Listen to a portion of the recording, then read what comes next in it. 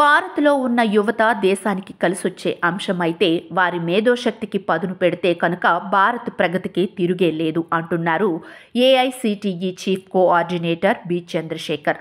Artificial ఇంటెలిజెన్స్తో పాటు machine learning, cyber security వంటి ఎమర్జింగ్ టెక్నాలజీస్పై పట్టు సాధించాలని చంద్రశేఖర్ అన్నారు. దీనికోసం కళాశాలల స్థాయి నుంచే ఏఐ టూల్స్ వినియోగంపై దృష్టి పెట్టాలని సూచించారు. దానికి అనుగుణంగా ఏఐసిటిఈ దానికి సంబంధించిన కోర్సులను మాతృభాషలో తీసుకొచ్చేందుకు ప్రయత్నిస్తుందని తెలిపారు.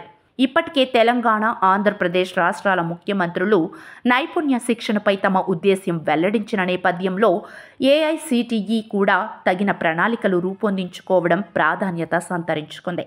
వచ్చే 10 ఏళ్లలో ఆర్టిఫిషియల్ ఇంటెలిజెన్స్తో పాటు మెషిన్ లెర్నింగ్, సైబర్ సెక్యూరిటీ వంటి ఎమర్జింగ్ టెక్నాలజీస్ కేవలం మన దేశ అవసరాలకే కాకుండా ప్రపంచవ్యాప్తంగా ఉన్న లోటు భర్తీ చేయొచ్చని ఏఐసిటిఈ చీఫ్ కోఆర్డినేటర్ తెలిపారు.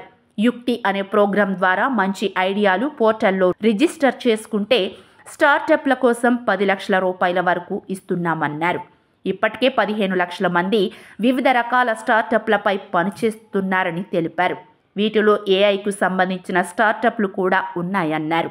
ప్రధాని సూచన మేరకు మెడిసిన్, ఇంజనీరింగ్, డిప్లొమాకు సంబంధించిన ఇంగ్లీష్ టెక్స్ట్ బుక్స్ను ఏఐసిటిఈ తయారు చేసిన స్వీట్ అనే ఏఐ టూల్ ద్వారా మీకు కావలసిన భాషలోకి తర్జుమా చేస్తుంది. ఇది అద్భుతంగా పనిచేస్తుందన్నారు. ఇంకా ఆంధ్రప్రదేశ్కు ఉన్న లార్జెస్ట్ కోస్టల్ బెల్ట్ను సప్లై చైన్ మేనేజ్మెంట్తో లాజిస్టిక్ హబ్గా మారిస్తే ఏపీకు తిరుగుండదని తెలియజేశారు AICTE chief coordinator B Chandrasekhar.